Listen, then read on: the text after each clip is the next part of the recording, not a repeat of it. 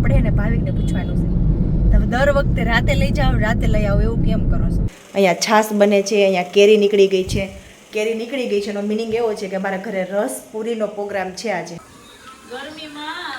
ગરમીમાં ગરમા ગરમ પૂરી.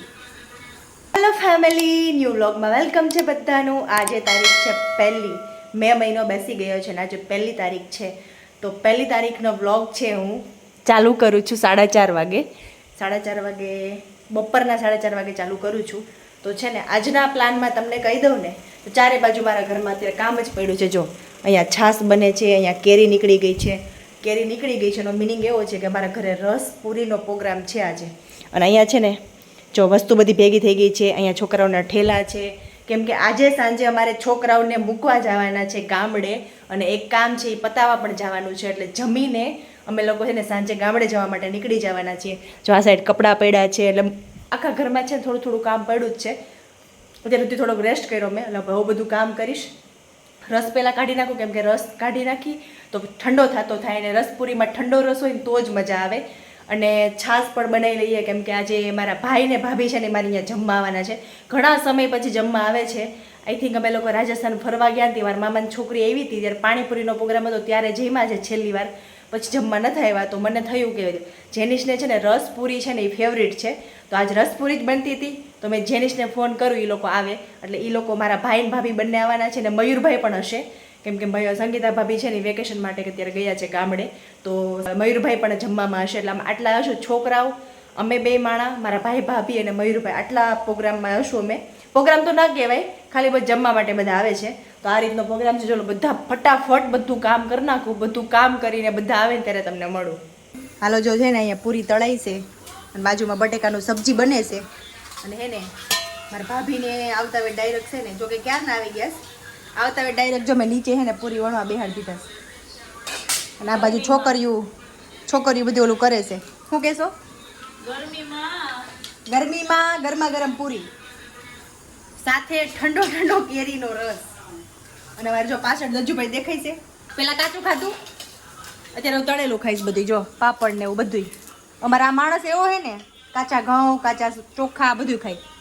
જો તો ઊંચું જ જો ચા માણસ ચોલ્યા શખ્સ ને તમે પૂરી ખાવી છે તો જો આપણે ક્યાં જવાનું છે? હે જોરથી બોલ. ઘરે તો તને હોરવશે ઘરે જ નહીં હોરવે? હે ગરમી ઘરે જવાનું શું આપણે ખાઈ પીને સરસ લ્યો.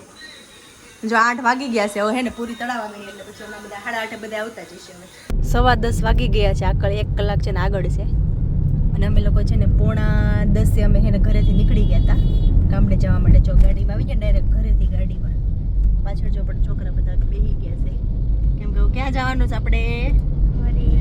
ઘરે જવાનું છે. અઠવાડિયું કેટલા દિવસ રોકાણા? રાજકોટ 10 દિવસ રોકાણા. અમારે ભેગા જ આવ્યા હતા ને અમારે ભેગા જ હવે પાછા લઈ જઈએ છીએ.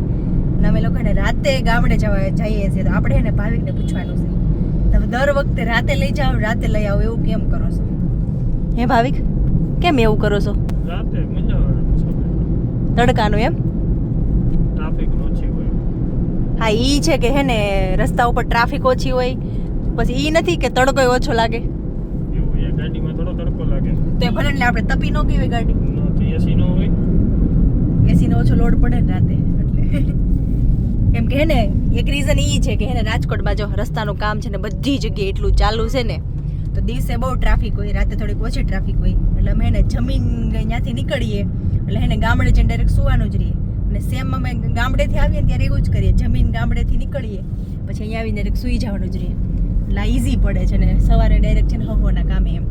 છોકરાઓ જો ભાઈ પાછળ ગોઠવાઈ ગયા છો સરસ મજાના નાઇટ ડ્રેસ પહેરીને. પરાયણે બધા નવડાવું હમણાં દે ને હું ગમે છે કે પરાયણે થઈ છે? હે દજુ ને ભી પડતી છે નાવામાં. શું કેવું દજુ? હે દજુ હે હારગી તું ના નાઈ છે અહીંયા હાઈ જેવું ઓર્ડર મેં નહીં વેલો નહીં હે તો તમને કેવી મજા આવી? હે દજુ ખૂબ મજા આવી. હરખો અહીંયા આ બાજુ જો નહીં ના ફઈ ગયો તો મિત્તલ દીદી ત્યાં ગયો તો ઋતિકા દીદી ત્યાં ગયો તો અમાર ત્યાં ગયો તો બધા ત્યાં કોની ત્યાં મજા આવી તને? ઋતિકા ભાઈ મજા આવે ને કેમ કે કિયા નતો ત્યાં. હાલો છોકરીઓ કેવી મજા આવી તમને?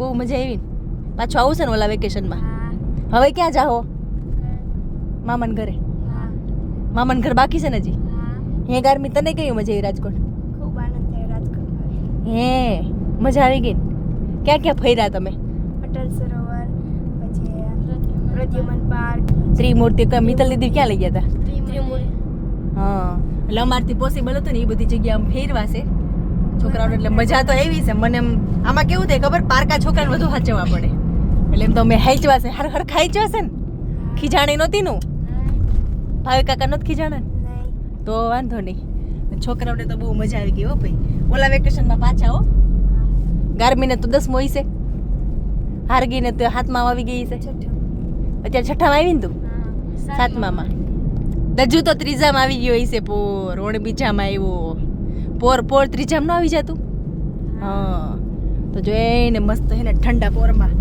જઈએ છે તો 10:30 નીકળે છે ને 11:30 11:30 અમે ઘરે પહોંચશું અમારે હે ને રાજકોટથી સમઢેડા પહોંચતા 2 કલાક થાય પછી તો ડ્રાઈવર ઉપર ડિપેન્ડ હોય આમાં ડ્રાઈવર જો વિમાનની જેમ ઉડાડે ગાડી તો 1 કલાકમાં પૂગી જાય ને આપણે